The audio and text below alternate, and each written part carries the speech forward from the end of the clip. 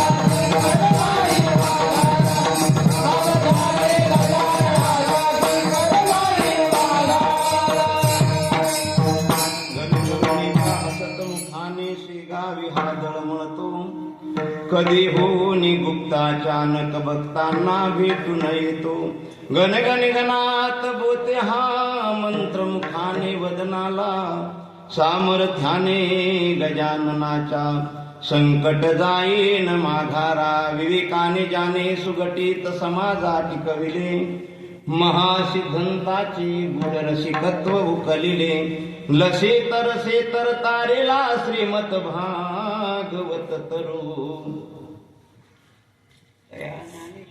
तया ज्ञानेशाची विमल मतीने वंदन ओम नमो ज्ञानेश्वरा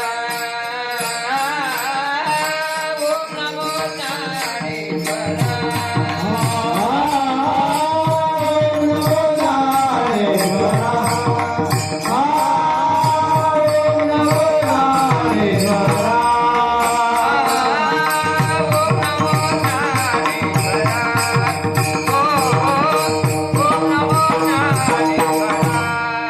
Oh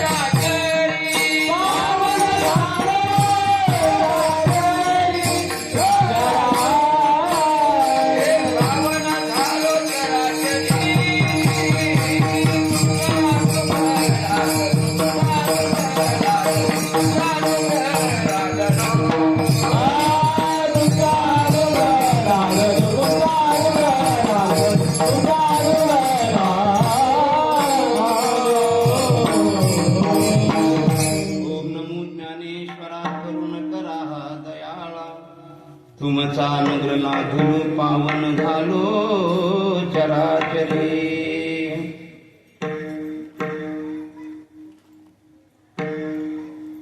विठ्ठल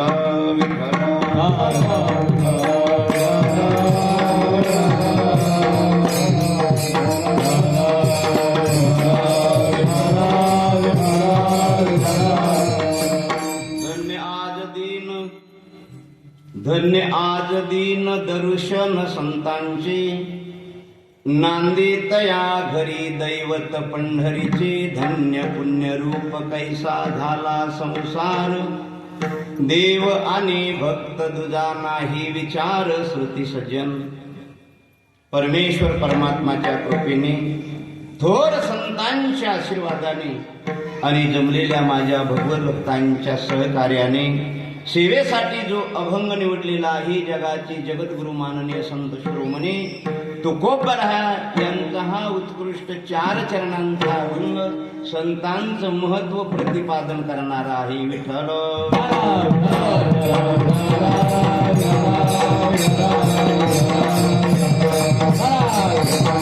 अखिल coat ब्रह्मांड नायक विश्वव्यापक परमात्मा, षडगुण ऐश्वर्य संपन्न भगवान पांडुरंग परमात्माच्या कृपेने, ग्रामस्थ भगवत भक्तांच्या सहकार्याने, छत्रपती शिवाजी महाराज यांच्या आशीर्वादाने चालत आलेला हा अखंड हरिनाम सप्ताह.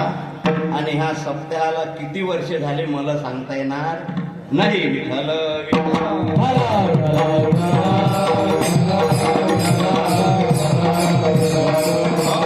ग्रामस्थ भगवत भक्तांचं शब्द सुमनाने सहर्ष स्वागत. सुस्वागतम सुस्वागतम सुस्वागतम. हरिभक्त प्रायण आमचे नामदेव महाराज घोंगे, आमचे दाजी गायनाचार्य, हे गायनाचार्य यांचा माझा आता 2 वेळा प्रसंग आला. आणि टाळकरी मंडळी 2 पाठीमागं चुकदार कीर्तन. चुकदार कशा करताना राहत असतात. बाय चान्स कीर्तनकार जर पळून गेला रे गेला की हे चोपदार जबाबदारी राहत असते. 2 घंट्याचा कार्यक्रम त्यांना दिलेला आहे आणि तुम्ही जाऊ दिला कसा म्हणून 2 चोपदार आमचे बंडू नाना, विठ्ठल माऊली, अशोक दादा, शेलगावचे आमचे भाऊ, किंबहुना समस्त गावकरी मंडळी, विशेष म्हणजे आमच्या संस्थेचे विश्वस्त हरिभक्त प्रायण रमेश महाराज पुरंगळ ह्या ठिकाणी उपस्थित आहे. हरिभक्त परायण आमचे विश्वनाथ बाबाई सुद्धा या ठिकाणी आहे. तुमचं किती जणायचं तोंड भरून कौतुक करा. मी बोलत जर राहिलो तर तुमचं वर्णन करता करता माझं आयुष्य जाईल, माझी वाणीही सुद्धा समाप्त होईल, तरीही सुद्धा तुमचं कौतुक थांबणार नाही. विठ्ठल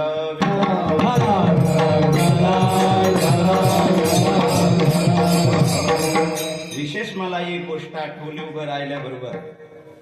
आमची हरिभक्त प्रायण दिनकर भाऊ टेके कीर्तन सुरू असलं की समोर येऊन बसायचे. मला उभं राहिल्याबरोबर भाऊ इथं येऊन बसल्याबरोबर आठवण झाली. थोर महात्मे होते, गेले दिगंबर विश्वर होते, राहिले त्या कीर्ती जगा माझे. त्यांचा वारसा म्हणा का त्यांचं वैभव म्हणा, आमचे गोविंद भाऊ टेके येऊन या ठिकाणी बसले. मला आनंद वाटला. मला उभं राहिल्याबरोबर आठवलं बंडूराना. नेहमी कीर्तन कोणाचं काय कीर्तन असताना मी लहानपणापासून त्यांना बघत होतो, ते अस्त समोर येऊन बसायचं, मग आपण जवळ बसायचं. असो, महात्म्यांची जागा एका महात्म्यानं घेतली. मला आनंद वाटला याच्या करताना. सर्व गावकरी मंडळी मोठ्यानं त्यांच्या करताना एकदा टाळी वाजवा. पुंडलिका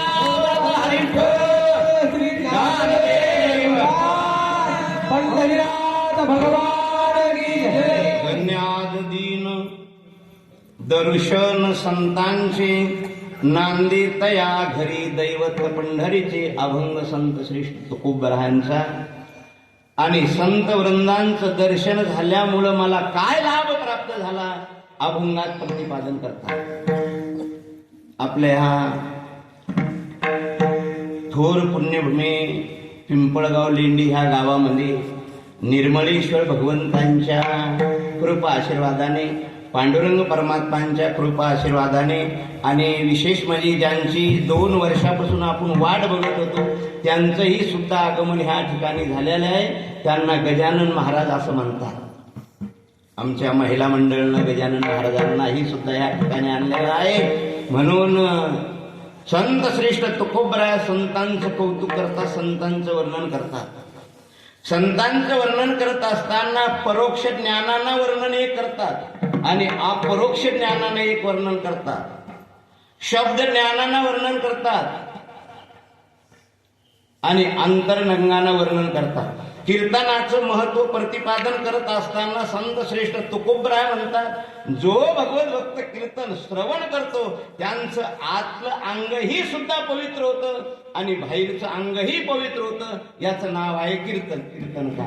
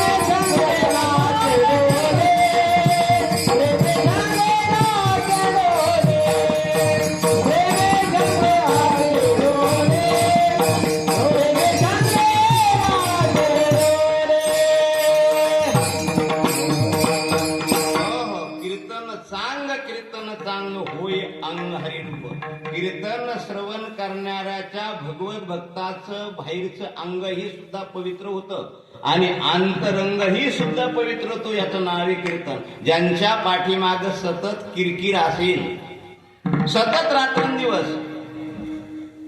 रात्रंदिवस ज्यांच्या पाठीमागे सतत किरकिर असेल त्यांना कीर्तन श्रवण करायचं असते. आणि ज्यांच्या पाठीमागे सतत व्यथा असेल, व्यथा कळतील तुम्हाला, ज्यांच्या पाठीमागे व्यथा असेल त्यांना भागवत श्रवण करायचं. विठ्ठल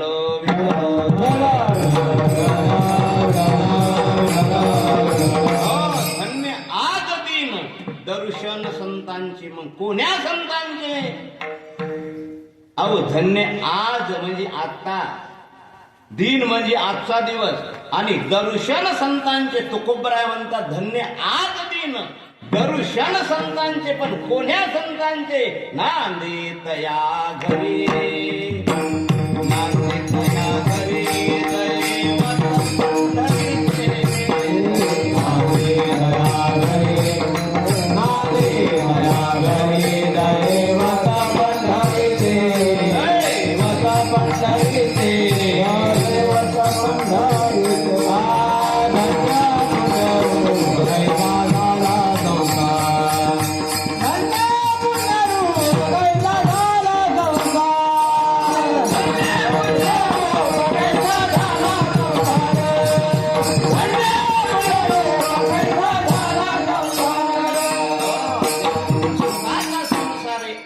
वर्णन करतात. आपला संसार सुखाचा नाही. संत महात्मे प्रतिपादन करतात संसार सुखाचा नसतोच. मग संसार आहे कसा? दुःख बांधावडी आहे हा संसार, दुःख बांधावडी आहे हा संसार, दुःख बांधावडी आहे हा संसार, दुःख बांधावडी आहे हा संसार. सुखाचा विचार, सुखाचा विचार नाही कोणी, दुःख बांधावडी आहे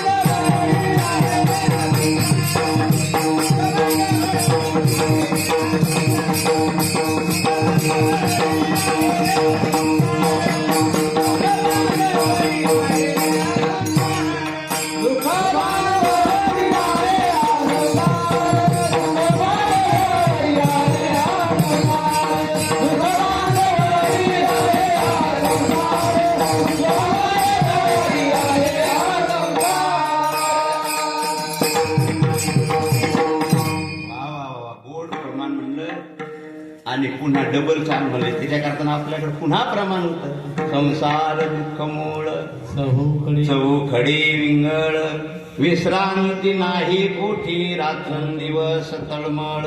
पण संत शिरोमणी तुकोबरा म्हणतात, धन्य पुण्य रूप कैसा झाला संसार.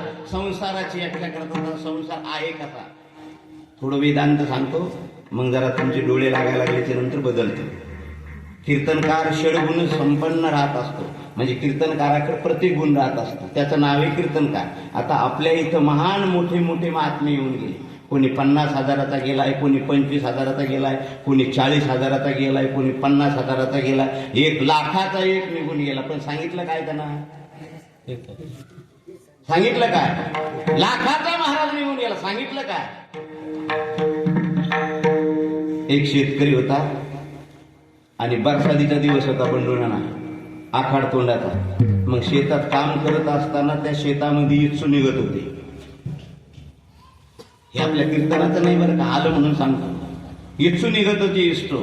आणि दुसरा शेतकरी शेतामध्ये माळव होतं, शेतातून बाजाराला विक्री करताना भाजीपाला घेऊन जात होता. काही काळे इच्छू, काही भोरे इच्छू, काही लहान इच्छू, काही मोठा इच्छू. याला वाटलं आपल्या शेतामध्ये सुद्धा इच्छाचं पीक आलेलं आहे. यानं सगळी इच्छू जमा केली, एका टोपल्यात घेतली आणि बाजारामध्ये बस स्टँडवर जाऊन बसला. बस स्टँडवर जाऊन बसला आणि बसल्याच्या नंतर गिऱ्हाईक आले. मोठ्या इच्छाची किंमत विचारली. म्हणले, मामा इच्छाची किंमत काय? म्हणले 10 रुपये. दुसऱ्या टोपलीत बारीक इच्छू होता. म्हणजे ह्या इच्छाची किंमत? म्हणले 10 रुपये. म्हणले भोऱ्या इच्छाची किंमत 10 रुपये आणि काळ्या इच्छाची किंमत 10 रुपये. म्हणले, काका तुम्हाला व्यवहार करता येत नाही, तुम्हाला व्यवहार करता येत नाही.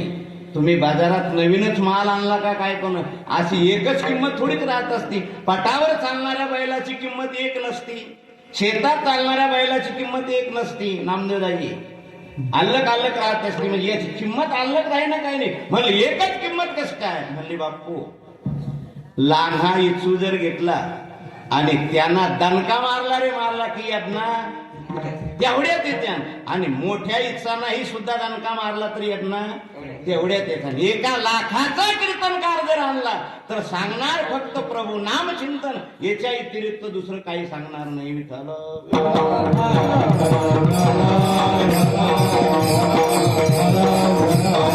धन्य पुण्य रूप कैसा झाला संसार, आणि धन्य आज दीन दर्शन संतांचे.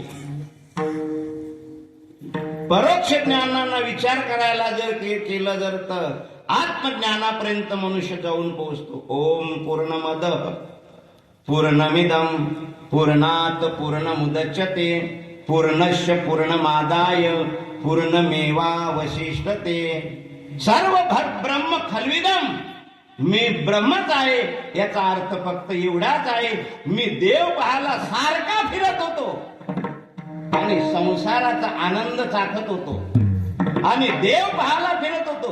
देव पाहता पाहता पाहता पाहता पाहता तिथपर्यंत जाऊन पोहोचलो.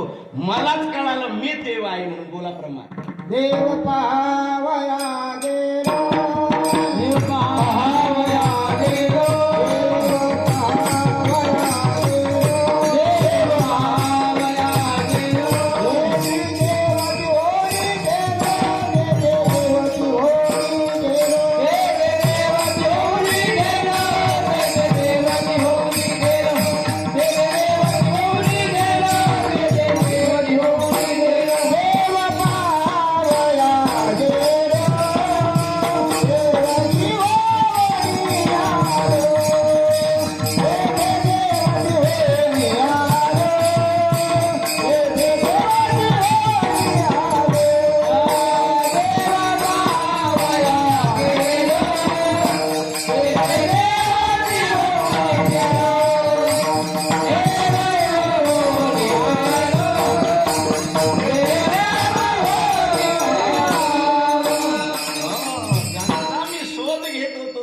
बाजूला दिसलाच नाही. डोळे लागायला लागले काय तुमचे? झोप या लागली आणि इथे येतच असते, म्हणून कृपया झोपू नका. म्हणजे मला जे चिंतन तुमच्यापर्यंत नेऊन पोसायचंय, तुमच्या कानापर्यंत शब्द आणून टाकायचे आणि तुम्हाला कीर्तनात ताबडतोबच मुक्त करायचंय. कीर्तन श्रवण करता करता ताबडतोब मुक्त करायचं. देव कुठे असतो आणि संसार दुःखाचा असतो का सुखाचा असतो, आणि त्याच संसारात मनुष्याला मोक्ष कसा प्राप्त होतो हे मला तुम्हाला सांगायचं. फक्त झोपू नका. झोपल्याच्या नंतर निघून जाईल. आमच्या सारख्याचा बोलण्याचा विषय राहत असतो, भजन करा बाबा, भजन करा बाबा, भजन करा बाबा. दुसऱ्या दिवशी त्याचा मित्र त्याला भेटला आणि त्यानं सांगायला सुरुवात केली, म्हणजे रात्रीचा कीर्तनकार सतत म्हणत होता भजन करा भजन करा. मी पठ्ठ्यानं भजन केलंच नाही. काय म्हणू लागला, मी पठ्ठ्यानं भजन केलं नाही. अरे येड्या, कीर्तनकाराचं सांगण्याचं काम आहे भजन करा म्हणून, पण तू भजन केलं नाही, मग कीर्तनकाराचं काय केलं? तुझी नुकसान झाली ना. ह्या धर्ममंडपामध्ये आपण येऊन बसलेलो आहे. आता आपण घरचे राहिलो नाही. आपलं तुमचं आणि माझं कनेक्शन आता एक झालेलं आहे. एक झालं म्हणजे देव आणि भक्ताचं एक नातं तयार झालेलं आहे. आता इथं दुजा भाव बिलकुल नाही. देव आणि भक्त दुजा नाही विचार, एक सुरू झालं एक. आणि त्या एका परमेश्वरा करतानाच कीर्तन श्रवण करायचंय. त्याच एका परमेश्वरा करताना संतांच्याकडे जायचंय आणि ते संत आपल्याला सांगत असतात तुझं कल्याणीच्या मध्ये. धन्य आज दीन दर्शन संतांचे. अरे संतांचा महिमा संतांना कळाला नाही. संतांचा महिमा संतांना कळाला नाही. आणि ते संत महात्मे अखिल कोट ब्रह्मांड नायक विश्वव्यापक परमात्माकडे विनंती करू लागले, मला संतांचा महिमा सांगण्याची कृपा करा. नारदा, संतांचा महिमा मी तुला सांगितला असता, पण संतांचा महिमा ऐकण्याच्या योग्यतेचा तू नाही. आणि दुसरं म्हणणं, संतांचा महिमा बघण्याकरताना तुझी शक्ती कमी पडल, म्हणून कृपया मला तू विचारू नको संत महिमा काय आहे. ऐसे संत जन ऐसे हरीचे दास, ऐसा नाम घोष सांगा कोणी. ऐसा नाम घोष सांगा कोणी. ऐसे संत जन ऐसे हरिदास, ऐसे संत जन ऐसे हरिदास, ऐसे संत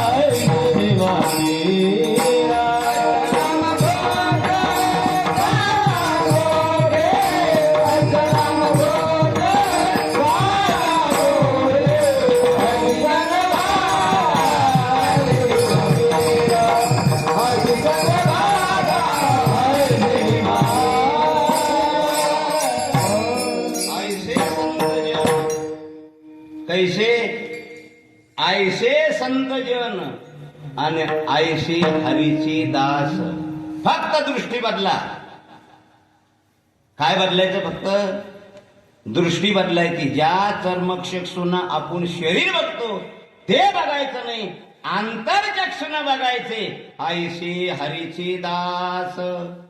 मग ऐसा नाम घोष सांगा कोटे. दृष्टी बदलली नाही बदलली की तुमचं शरीर त्या महात्म्यांना दिसतच नसतंय. तुमच्यातला जो आत्मा आहे तो दिसत असतो. माऊली ज्ञानोबरायची होई तुम्हा वैष्णवांच्या समोर प्रतिपादन करतो. तैसा हृदयामध्ये मी रामू, असता सर्व सुखाचा आरामो, की भ्रांताशी कामो विषयावरी. आंतरदृष्टी प्रगट झाली रे झाली की अज्ञानाची निवृत्ती होती, आणि अज्ञानाची निवृत्ती झाल्याबरोबर परमानंदाची प्राप्ती होत असते. परमानंद म्हणजे देव. परमानंद म्हणजे कोण? देव. आणि ज्यांच्या घरामध्ये ज्यांच्या संसारामध्ये भाग्याचा दिवस उभारला आहे, धन्य पुण्य रूप कैसा झाला संसार, देव आणि भक्त दुजा नाही विचार. प्रश्न केला नारद महर्षीने, भगवान संतांचा महिमा सांगा. आणि संतांचा महिमा विचारायलाच पाहिजे. तुम्हीही सुद्धा संतांना विचारायला पाहिजे, हात जोडून नम्र होऊन. संतांना ताईटपणानं विचारायचं नसतंय आणि संतांची निंदा करायची नसते. नम्र होऊन विचारावं लागतं संतांना. भगवान तुम्ही संत आहात, तुम्ही सनकादिक संत, मनविता कृपावंत, एवढा करा उपकार, सांगा देवा नमस्कार. तुम्ही संत आहे म्हणून मी तुम्हाला विचारतो, माझा उद्धार कशाचे हे सांगा. काही मी उद्धार पावे, उद्धार पावेला, उद्धार पावेला, काय कृपा करणारा, काय कृपा करणारा, काय तुम्ही सांगा संताला, काय तुम्ही सांगा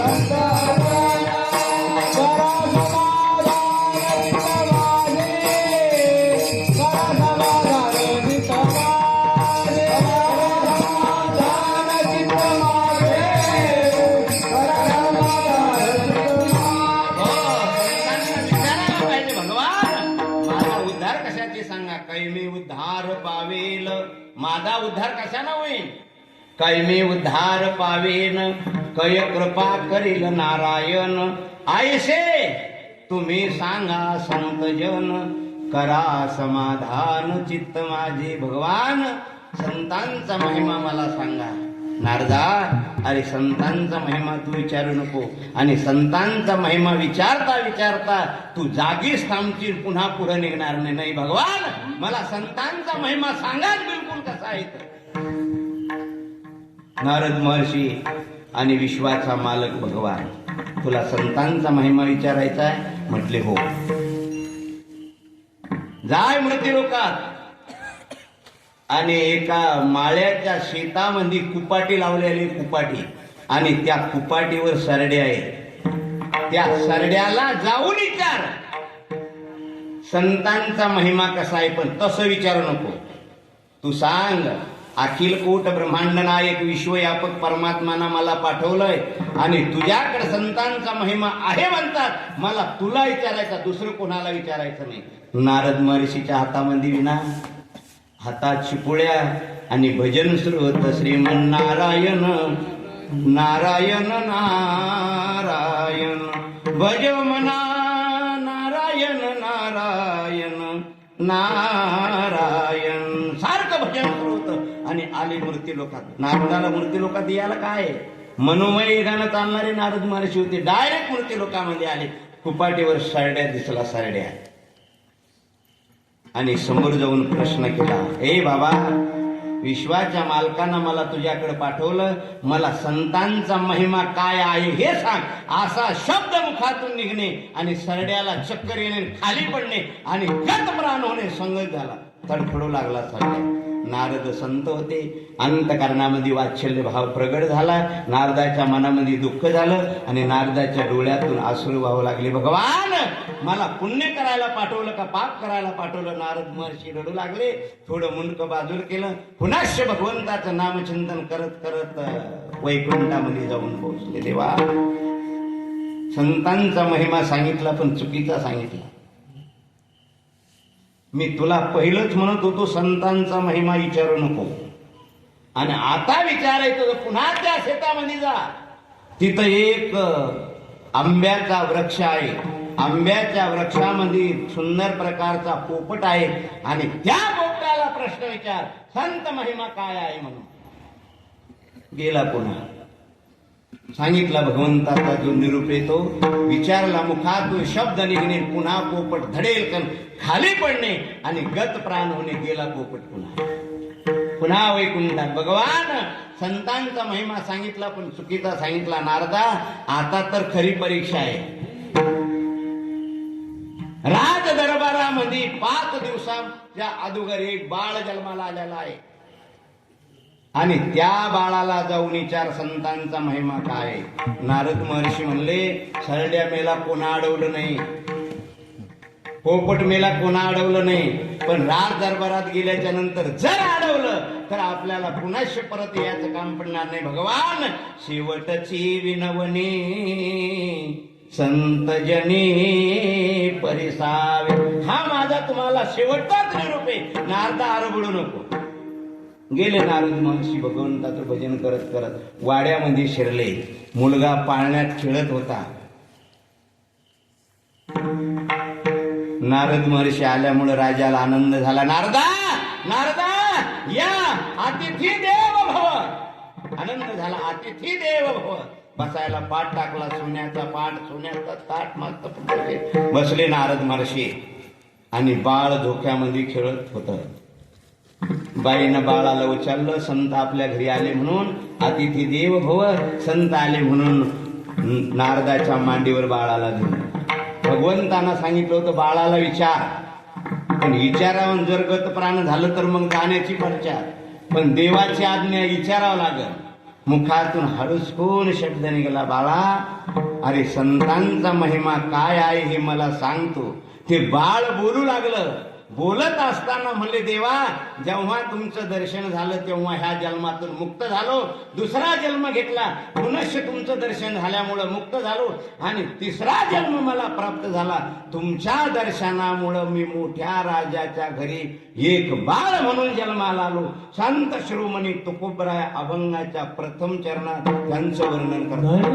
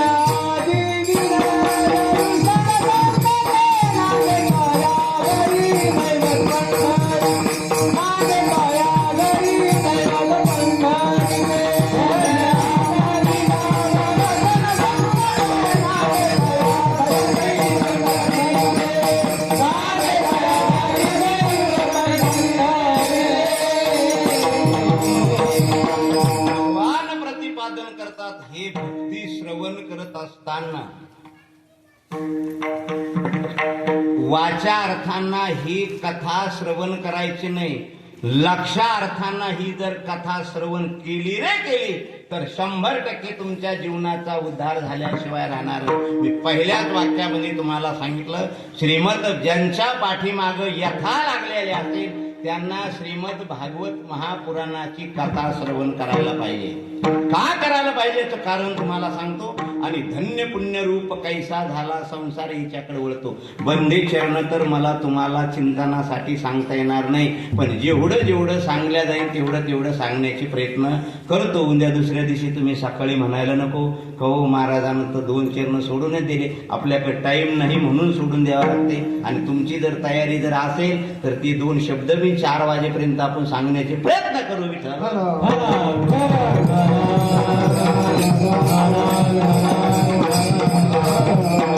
पण तसं करून चालत नाही. नेम आहे खांदेकरी तेच आहे दररोजचे. मड दररोज चाललं ते, पण खांदेकरी रामनाम सत्य त्यांनाच खांदा द्यावा लागतो. तुम्हाला माझं बोलणं कळालं असेल ना, का नाही कळालं? तुम्ही आज श्रवण करण्याकरताना जर आले नाही तर चालल, पण हे खांदेकऱ्याला सोडून जमणार नाही. म्हणून आपल्याला टायमाच्या आज कार्यक्रमाला पूर्ण इरम द्यायचा आहे.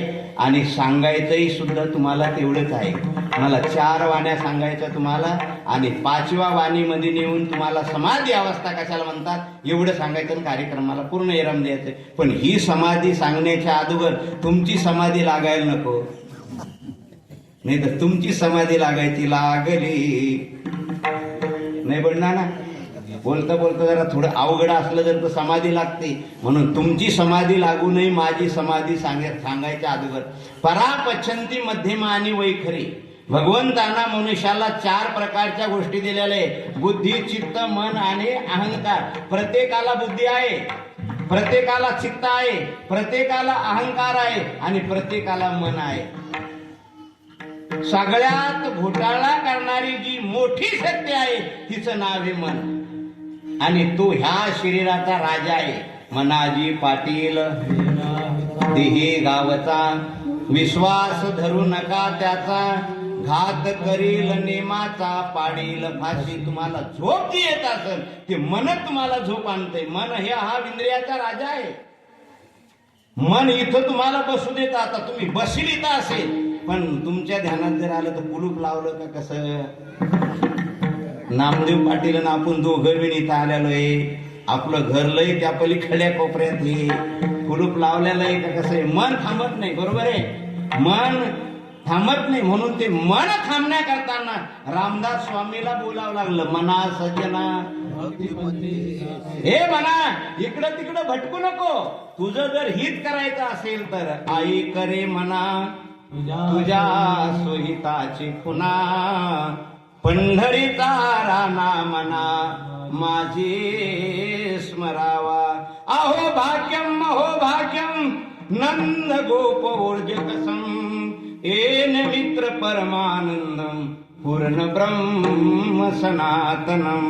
पूर्ण ब्रह्म सनातनम. चरितम रघुनाथस्य शतकोटी प्रविस्तरम. एक एकमक्षरम पुका महापातक नाशनम. राम बोलो भाई श्री राम बोलो भाई.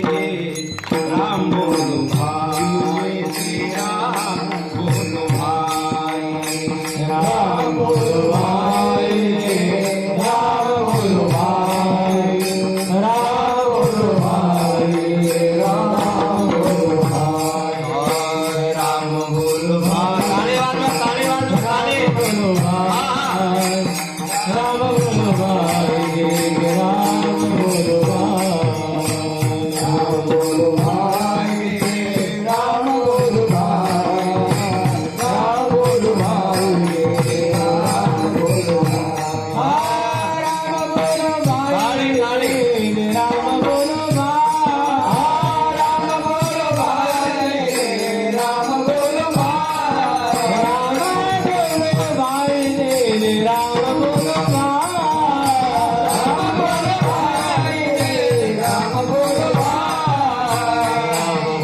भाई. राम बोलो भाई. राम बोलो भाई. राम बोलो भाई.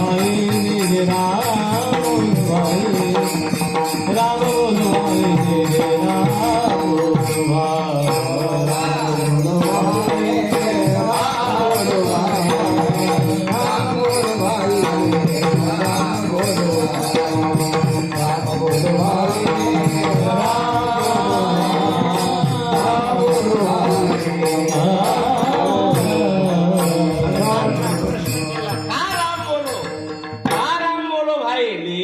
राम का भाला काम क्रोध मारा डाला. अरे राम राम का म्हणायचं. काम क्रोध मद मच्छर आणि दंभ यांना मारण्या करताना राम राम म्हणायचं. राम राम का म्हणायचं याचं कारणच तेच आहे. किलिम कृष्णाय गोविंदाय गोपी जन वल्लभाय स्वाहा का म्हणायचं. अरे गेल्याले बाजूला विंद्रिये प्रभू नामचिंतनाना विंद्रिये एका ठिकाणी येत असतात आणि विंद्रिये एका ठिकाणी आले रे आले की मनुष्याला प्रभू नामचिंतन करण्याकरताना सोपं जात असतं. जर विंद्रिये बाजूला जर भटकत असेल तर संसार सुखाचा होत नसतो. धन्य पुण्य रूप कैसा झाला संसार कैसा झाला देव आणि भक्त दुजा नाही विचार. संसाराचं वर्णन करत असताना संत महात्मे म्हणतात संसाराची व्याख्याच करता येत नाही. संसार कसा आहे सांगता येत नाही. आता संसाराचा जर विचार केला तर संसार काळा आहे का? नाही. संसार गोरा आहे का? संसार उंच आहे का? संसार बुटका आहे का? संसार आहे कसा? किती वेळा जन्मायावे, किती वेळा जन्मायावे, किती वेळा जन्मायावे,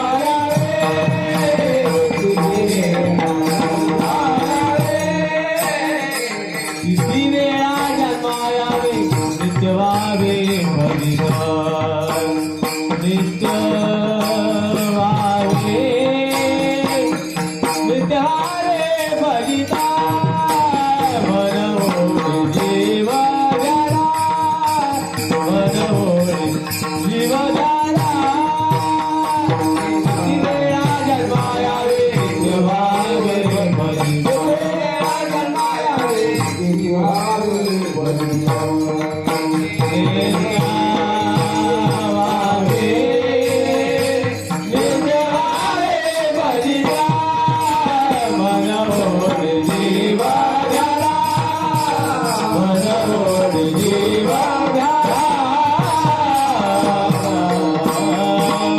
संसाराची व्याख्या संत महात्म्यांना प्रतिपादन केले. किती वेळा जन्म यावे आणि किती व्हावे फजित ये नाम हे संसार. पुनरपि जननम पुनरपि मरणम पुनरपि जनने यठरे शयनम हे संसारे याचं नावे संसार. संसार हा आपण करतो हा संसार नाही. लेकरं बाळ हा संसार नाही. पुन्हा जन्म घेणे आणि पुन्हा मरणे याचं नाव संसार. आणि ह्या संसारातून जर तुम्हाला मुक्त व्हायचं असेल तर फक्त प्रभू नामचिंतन करायचं. मनाला हातात धरून जो प्रभू नामचिंतन करतो त्यांच्या जीवनाचं कल्याण होत असते. एक परोक्ष ज्ञान आणि एक अपरोक्ष ज्ञान. अवघड आहे थोडसं पण ऐकलं तर कळलं. परोक्ष ज्ञान आणि अपरोक्ष ज्ञान. परोक्ष ज्ञान स्वतःला प्रगट झालेलं याला परोक्ष ज्ञान. अपरोक्ष ज्ञान ह्या दोन्ही ज्ञानातून मनुष्य जेव्हा बाजूला निघतो कोणतं ज्ञान नाही. कोण आहे? कोणतं ज्ञान नाही. हेही सुद्धा नाही आणि तेही सुद्धा नाही. ते तम भुक्त्वा स्वर्ग लोकम विशालम क्षणे पुणे मृती लोकम शांती एवं त्रय धर्म मनु प्रपन्ना गतः गतम काम कामहा लभंती. मंगतया पुण्याची पावटी सरे सवेशी इंद्रपणाची उटी उतरे येऊ लागती माघरी मूर्ती लोका अवघाती संसार सुखाचा करीन.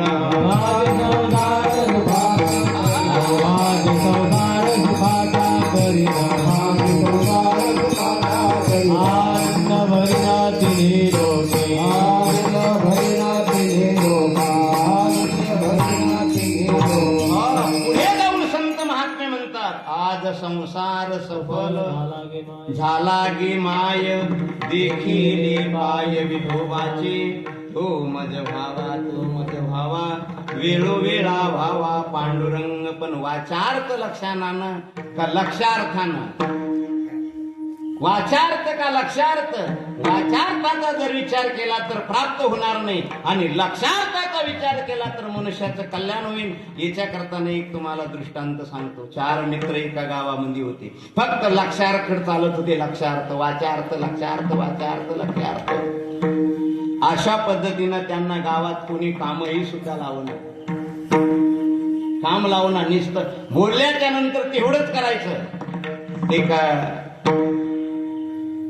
घरामध्ये पाहुणे आले 10-15 आणि सासूबाईंना सुनाला सांगितलं गंगो पाहुणे जेवायला बसले तू पापड भाजीत बैस. पापड भाजीत बैस. याचा अर्थ काय होतो? गंगू पापड उचल चुली जवळणी आणि पापड भाज. हिनं ऐकलं पापड भाजीत बैस म्हणल्याच्या नंतर हिनं 4-5 पापड घेतले बंडू नाना आणि भाजीच्या वाफ्यामध्ये गेले आणि भाजीत जाऊन बसले.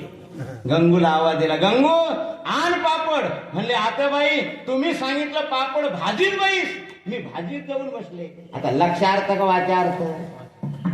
वाचार्थ. वाचार्थाना मनुष्याचं जीवन धोक्यात जात असते आणि लक्षार्थाना मनुष्याच्या जीवनाचं कल्याण होत असते. 4 मित्र निघाले. काम कोणी देत नव्हतं, कामही सुद्धा प्राप्त होत नव्हतं, पण अडचण अशी सज्जनांनो, एका सिटीमध्ये गेले. मोठं दुकान होतं मोठ्या शेठचं. विचारायला सुरुवात केली, शेठजी कामाला लावणार? म्हणले हो. म्हणले एक नौकर माझ्याकडे आज आलेला नाही, एका नौकराला काम देऊ, दुसऱ्या दिवशी 3 नौकराला काम देऊ. म्हणले तिसऱ्या दिवशी दुसऱ्या दिवशी 3 नौकराला काम दे, हे कराय, पण आज चौघायलाही सुद्धा आम्हाला जेवायला द्या. आम्ही यायला प्रश्न एक केला. म्हणलं पहिले जेवणाची व्यवस्था आणि नंतर कीर्तन. म्हणजे हाय पंगत. म्हणलं बरं झालं. विठाला विठाला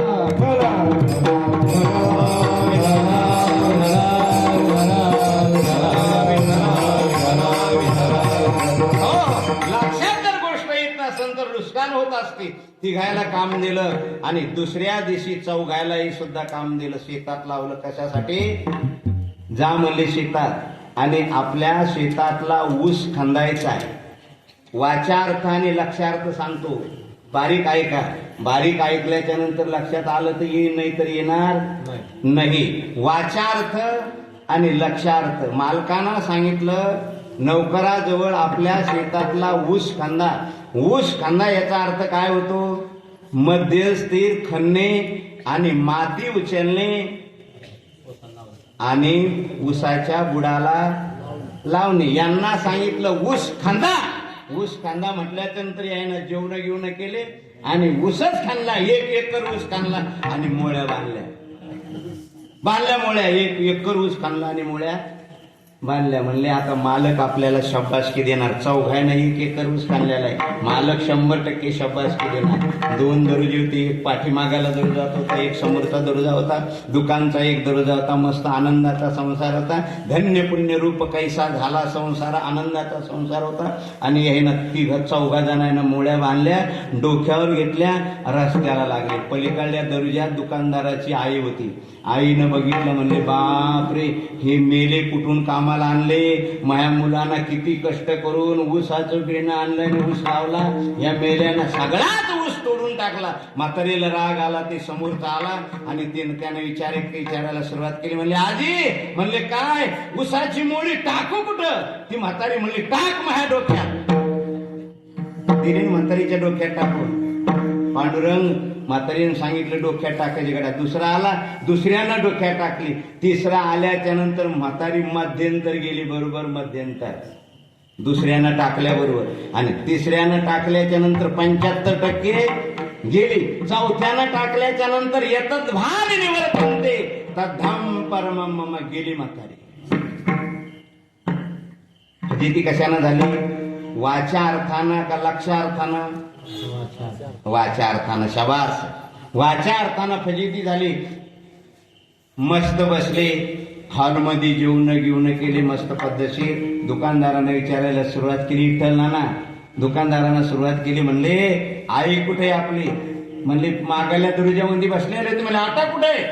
म्हणले आसन कुठं तरी. यांना विचारायला सुरुवात केली. म्हणे आमची आई. हे म्हणे मला माहिती. म्हणले कुठे? म्हणले ऊसाच्या मोळ्या खाली झोपली. म्हणजे ऊसाच्या मोळ्या म्हणजे उपटून आणला ऊस. तुम्ही सांगितलं होता ना ऊस खंदून आणला.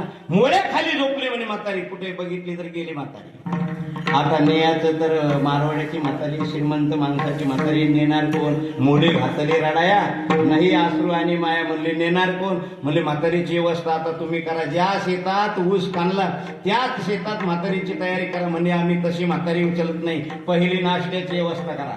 नाश्त्याची व्यवस्था केली. डबा सोबत बांधला. 4 जणांना म्हातारी उचलली आणि चालले रस्त्यानं. चालत असताना पांदीचा रस्ता होता बंडू नाना. हे सांगायचं नव्हतं मला, पण वाचार्थ आणि लक्षार्थ म्हणून सांगतो. पांदीचा रस्ता होता. चालता चालता बोरीचं झाड होतं. रस्त्यानं चालता चालता बोरीच्या झुडपाच्या खुंटाला म्हातारी गुंतली. हे पुढे गेले. पुढे गेल्याच्या नंतर भुका लागल्या. म्हणले थंडीगार हवा लागली. ते किरडी खाली ठेवले, म्हणले पांडुरंग आता पहिलं जेवण करू. जेवण करायला बसल्याच्या नंतर त्या शेत मालकाची एक म्हातारी शेतात काडी कचरं येतच होती. यांना पोळ्या नेमक्या सोडल्या आणि सांगायला सुरुवात केली. म्हणले पांडुरंग अरे म्हातारी उठली, म्हणले काड्या कचरा यायला लागली, धरा म्हातारीला. धरली म्हातारी, बांधली त्या किरडीवर. म्हणले आता सोडायची नाही तशी, जेवण नंतर करू, तिकून आल्याच्या नंतर जेवण करू. आता जेवणही सुद्धा करायचं नाही. उचलली म्हातारी आणि टाकली फासावर आणि डायरेक्ट फुकून दिली. ती म्हातारी म्हणत होती मी नाही, पण डायरेक्ट फुकून दिली. शेवटी पुन्हा परत आल्याच्या नंतर 12 होती आणि 12वावर बसले. म्हणले आता शांततेनं जेवण करू आणि नंतर घराकडे जाऊ. एक म्हातारी शेतात चालली होती, तहान लागली होती म्हणून 12वात उतरली पाणी पिण्याकरता. पाणी पिऊ लागली, पाणी पिऊन वही चढू लागली. याच्या तोंडात घास घेतला. यांना सांगायला सुरुवात केली. म्हणले पांडुरंग अरे म्हातारी तर पुन्हा ही सुद्धा पाण्यातून वही आली. पळत गेले. धरली म्हातारी, एक जणांना पाय धरला, एक जणांना हात धरला. म्हणले आता म्हातारी तशी सोडायची नाही. मारला झोका 1, 2 आणि 3. धड्यात म्हातारी पाण्यात टाकली. घरी आल्याच्या नंतर शाबासकी मिळाव का नाही? शाबासकी मिळाव ना. कोण्या शब्दानं? वाचार्थानं का लक्षार्थानं? कोण्या शब्दानं शाबासकी मिळाली नाही? नाही तरी गेला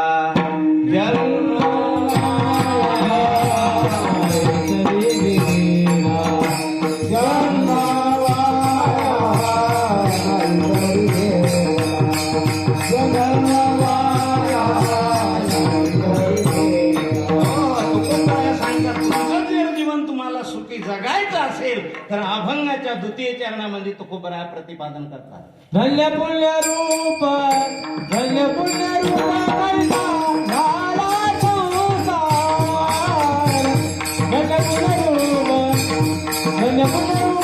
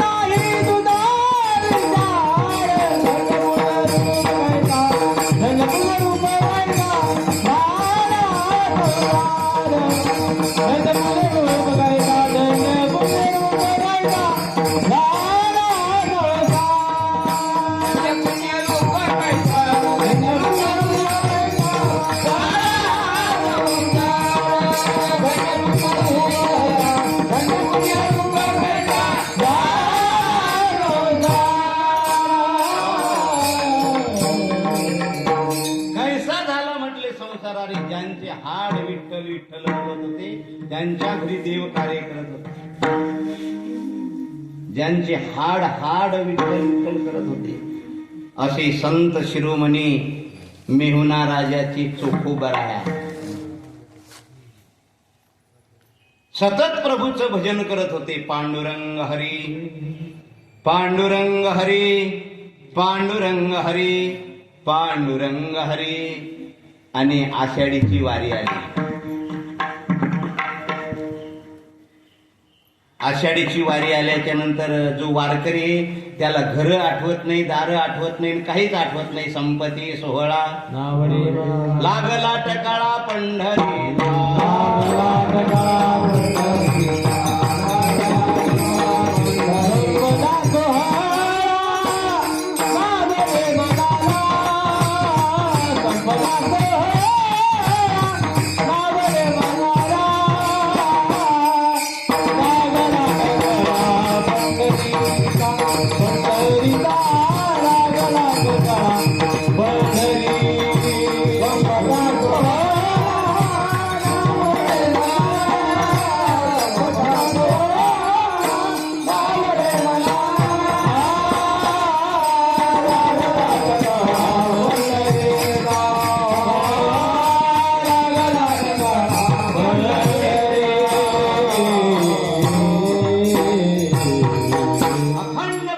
नामचिंतन.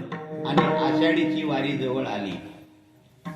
आषाढीची वारी जवळ आली. अखंड प्रभू नामचिंतन आणि बायकोची डिलिव्हरी सुद्धा जवळ आली. दिंडी सोहळा निघाला. ज्ञानोबा तुकाराम, ज्ञानोबा तुकाराम हे शब्द चोखोबराच्या कानावर पडले. अरे बापरे, वैष्णव चालले, माझी संत वृंद चालले, माझी वारकरी चालले, आणि मी घरी काय करावं म्हणून घराचं घरपण विसरून गेले. घराचं घरपण विसरून गेले आणि वारीत निघाले. सारखं भजन सुरू. घर कुठे, बायको कुठे, डिलेवारी कुठे, काय कुठे, काहीच नाही. सारखं भजन. पांडुरंग परमात्माच्या जवळ जवळ जाऊन पोहोचले. बाईची 2 ते 3 दिवसच बाकी राहिले. विश्वाचा मालक विचार करत होता, आता करावं काय. बिगर विलाजानं विश्वाच्या मालकाला विटीच्या खाली उतरावं लागलं आणि चोखोबाची बहिणीचं रूप परिधान करावं लागलं.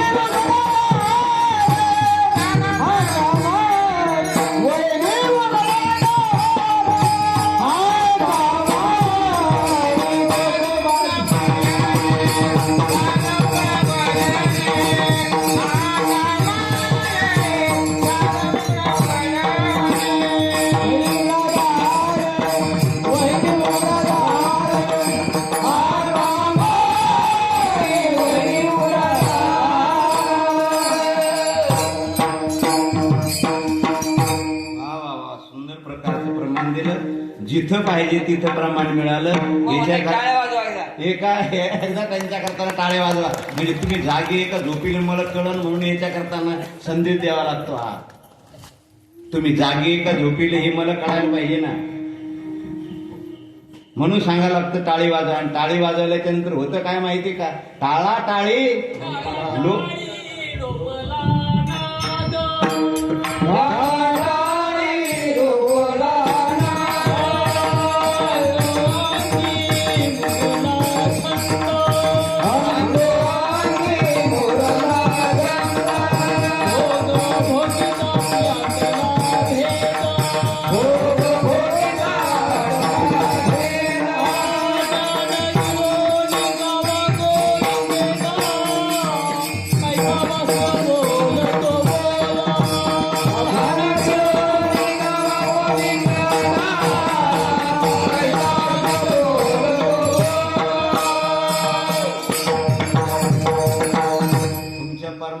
परमार्थातलं जे प्रमाण जे दिलेलं आहे त्या परमार्थातला एक शब्द फक्त घेतो. ज्ञान गिळोनी गाऊ गोविंदो गा.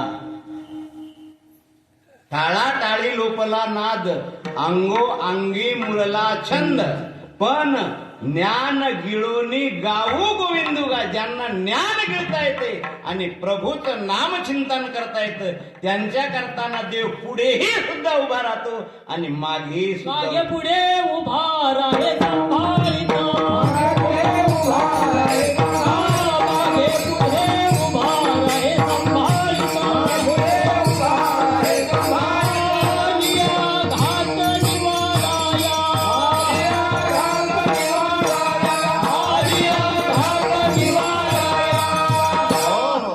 परा पश्यन्ति मध्यमा आणि वैखरी मागे पुढे उभा राहे संभाळीत. काय त्या प्रभूचे उपकार, किती सुंदर प्रकारचा नरदी दिला देवानं आपल्याला.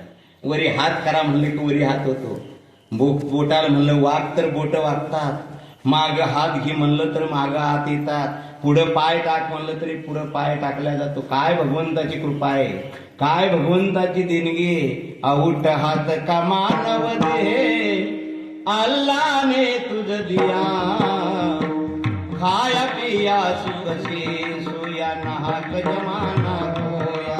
भगवंतांना नरदी दिला कशा करताना, जिने दिला दे देव दिला दे भगवान को माना, देव दिला दे भगवान को माना, देव दिला दे भगवान को माना, देव दिला दे भगवान को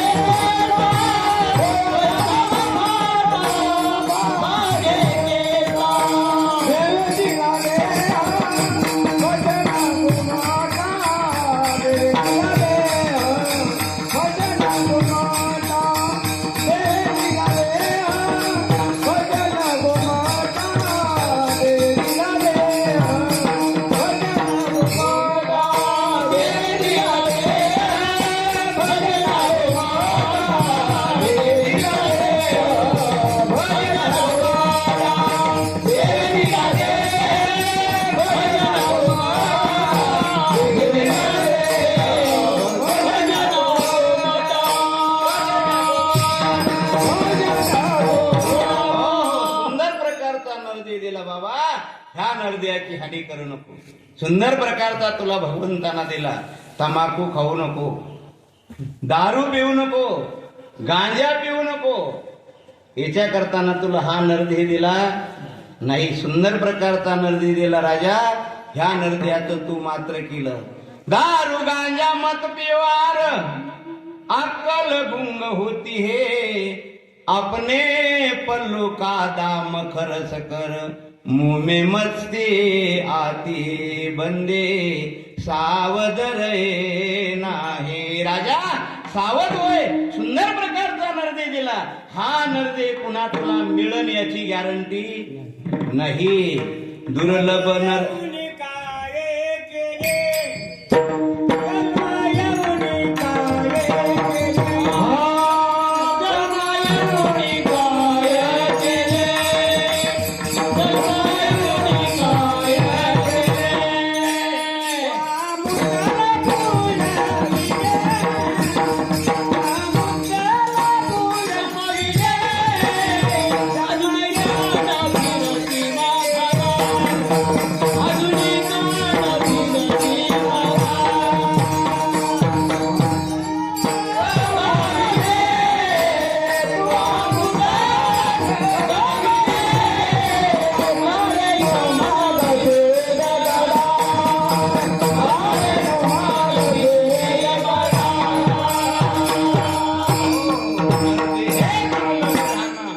शतवर्षाची गणना, तयामध्ये दुःख व्यासना. तुम्ही आठवा मधुसूदना, तुम्ही आठवा मधुसूदना. सुंदर प्रकारचा भगवंतांना नरदे दिला. हा नरदे पुन्हा प्राप्त होईल हे सांगता येणार नाही. मग दिलेल्या नरद्याची संधी करून घ्यायची का मात्र करून घ्यायचं. मनुष्य बाजारामध्ये गेला. दुकानदारांना दुकान बांधण्याच्या अगोदर बाजार करायचा का दुकान बांधल्याच्या नंतर बाजार करायचा. हा, दुकान बांधण्याच्या अगोदर आपला बाजार करायचा. जे काय घ्यायचं असेल ते घेऊन ठेवायचं आणि नंतर हॉटेलमध्ये 2 घंटे बसलं तरी चालतं. इथलानं बरोबर आहे ना. बाजारात गेले, बाजाराच्या बालकानं सगळे दुकानं बांधले आणि मग नंतर हे थैले घेऊन गेले बाजारात. म्हणले आता मला बाजार करायचं. येड्या, अरे बाजाराची दुकानं सगळी बांधून टाकले. नरदे भगवंताना दिला. वेसाते आलिया वळंगा शारंग धरू. नाही तरी संसार जाईन रया. हा नरदेह प्राप्त झाला ना, नरदेह प्राप्त झाल्यामुळं भगवंताची ओळख करून घे. साथी आलिया वळंगा शारंग धरू, मग तुझा संसार होईल कसा.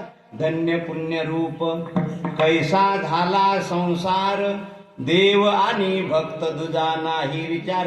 कसं प्राप्त झालं तुला, तुकोबरा अभंगाच्या तृतीय चरणात प्रतिपादन करतात. धन्यपूर्व पुण्य उडवलेली होती म्हणा.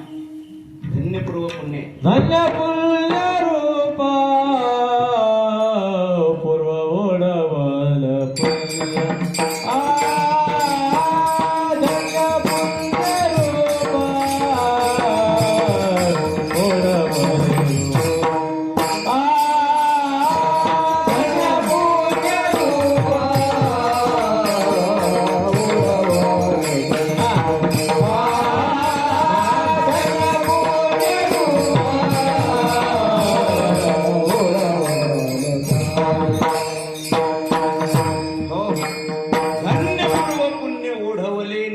तुझ्या पुण्याच्या शक्तीने हा नरदे तुला प्राप्त झाला. धन्य पूर्व पुण्य ओढवले निवृत्ती. पुढे काय सांगतात, संतांचे दर्शन झाले भाग्य भवती. माझ्या भाग्यामध्ये संत महात्म्यांचं दर्शन होतं, संत वृंदांचं दर्शन होतं, आणि संतांचं दर्शन झाल्याबरोबर माझा भाग्याचा उदय झाला. उजळले भाग्य आता, उजळले भाग्य आता, उजळले भाग्य आता, उजळले भाग्य आता,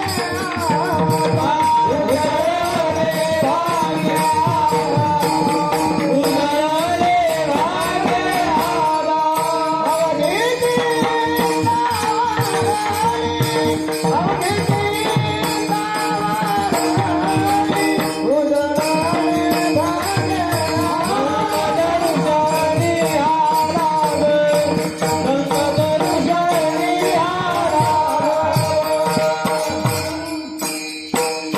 अवधीची हे संत महात्मे सांगतात.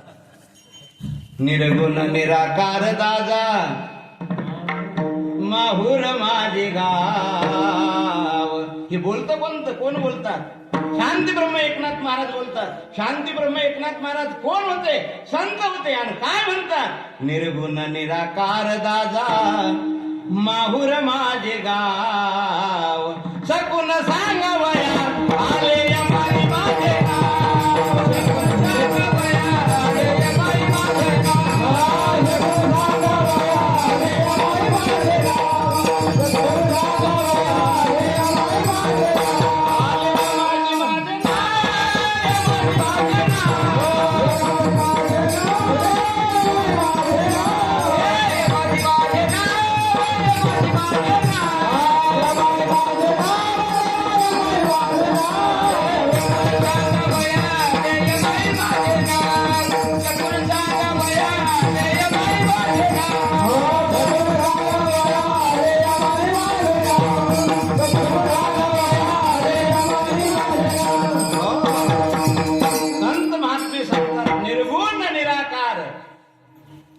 निर्गुण आहे, निराकार आहे. निर्गुण निराकार दादा माहुर माझे गाव, आणि सकून सांगावया आली माझी माझे नाव. एका गावामध्ये मायलेकी राहत होत्या दोघी जणी. म्हातारीला बोलण्याचा अतिछंद होता. गावात एक दिवशी आला, महाराज माझं भविष्य सांगा कसं आहे.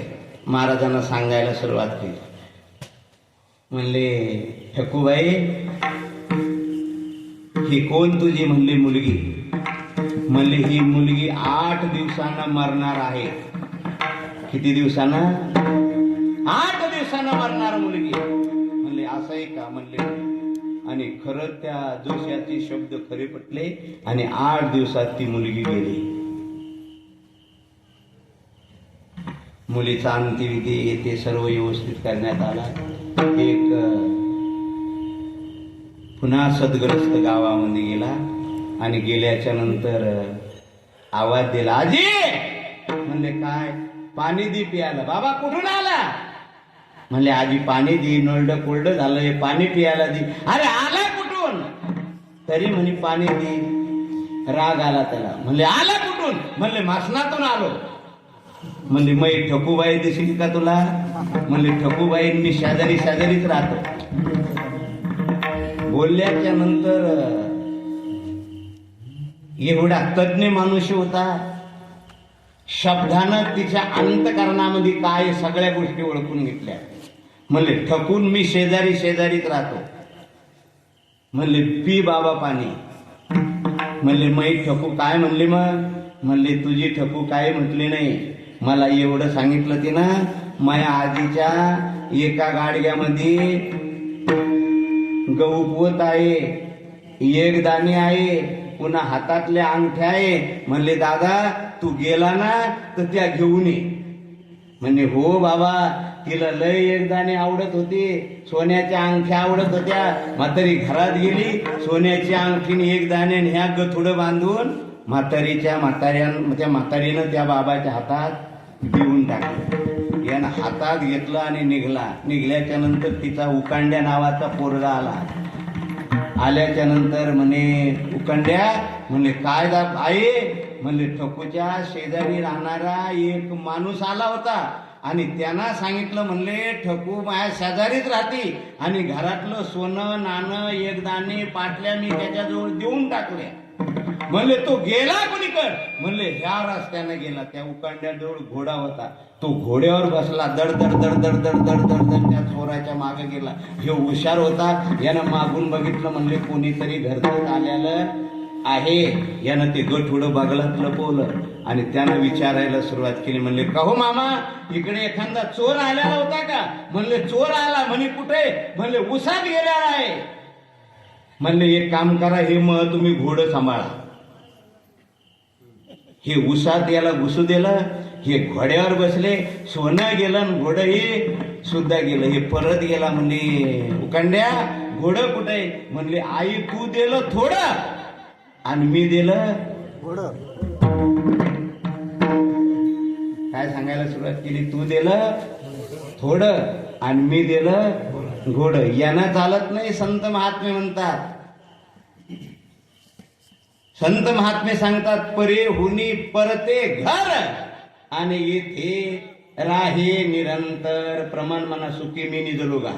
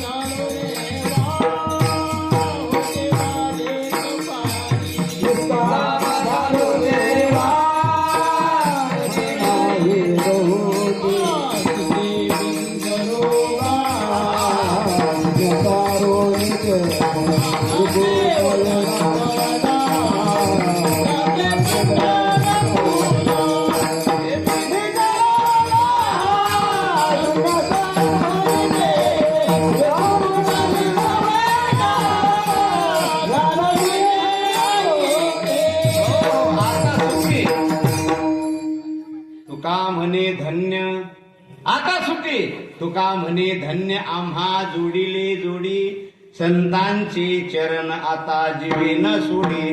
विठोबार खुमा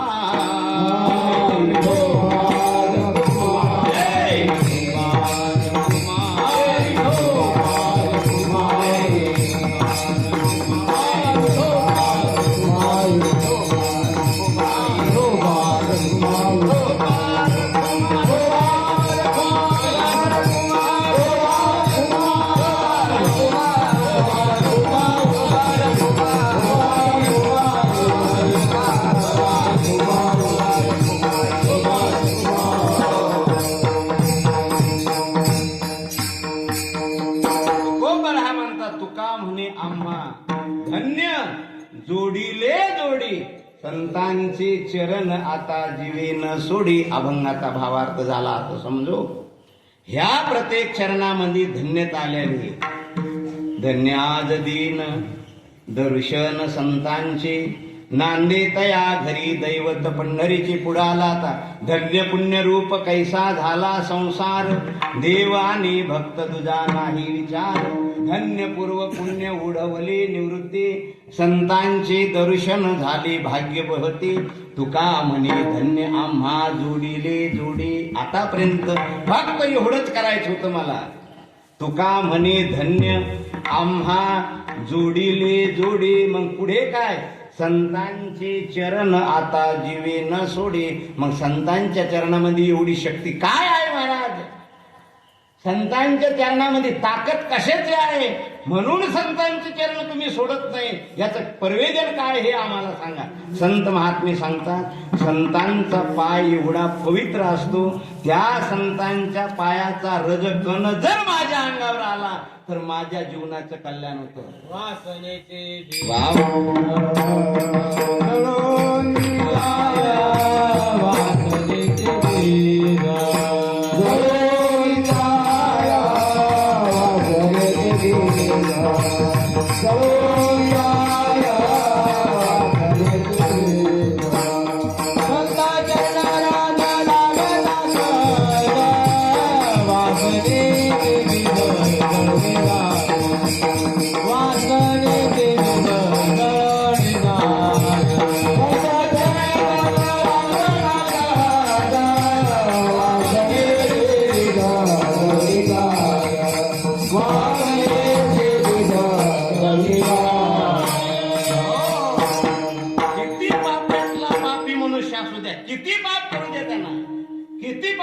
पापी मनुष्य असू द्या, संतांचं चरण रज त्याला लागल्याबरोबर लागता त्यांच्या चरण कमळे.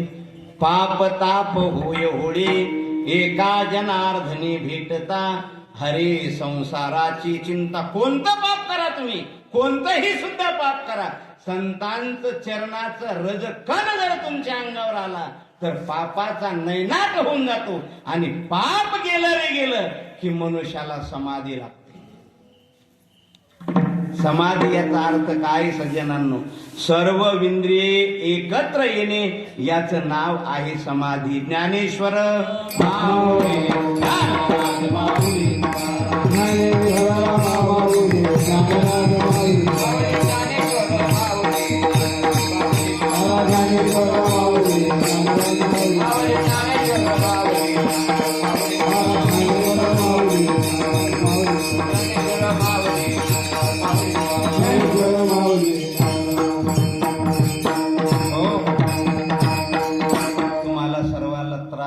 अशी माझी इच्छा नाही. आणि तुम्हाला मी त्रास काऊन देईन? तुम्ही माझे, आणि माझ्या माणसाला आपल्या माणसानं त्रास देऊ नये. तुम्ही कोणाचे? माझे आहे आणि मी तुमचा आहे. माझा हेतू नाही तुम्हाला त्रास देण्याचा, आणि मला बिलकुल वाटत नाही तुम्हाला त्रास द्यावा म्हणून. पण कीर्तन सुरू झाल्यापासून सर्व टाळकऱ्यानंच भजन करायचं, मीच एकट्यानं सांगायचं, तुम्ही काहीच म्हणायचं नाही. जो महात्मा आपल्या गावामध्ये आज आला एकदा त्याचं आपल्याला सर्वाला भजन करायचं. ज्याला भगवंतानं हात दिले असेल त्यानं हात वरी करा, प्रत्येकानं हात वरी करा. गण गण गात होते, गण गण गणात हो, गण गण गणात हो, गण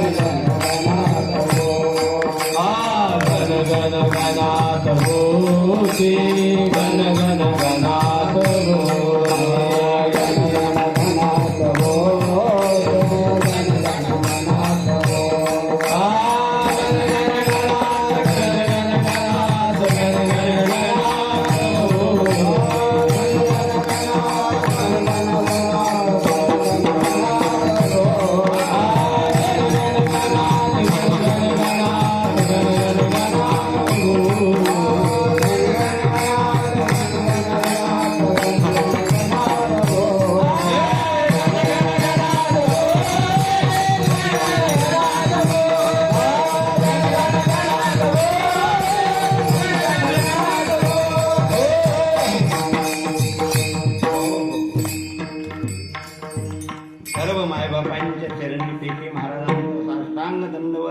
गोड प्रकारचं भजन केल्याबद्दल विश्वाचा मालक जो प्रभू आहे तो तुमचं सर्वांचं कल्याण करो.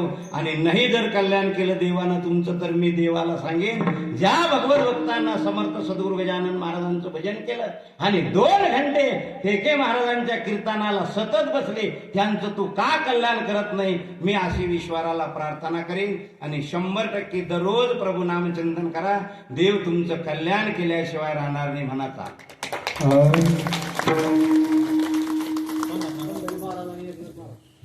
जेव्हा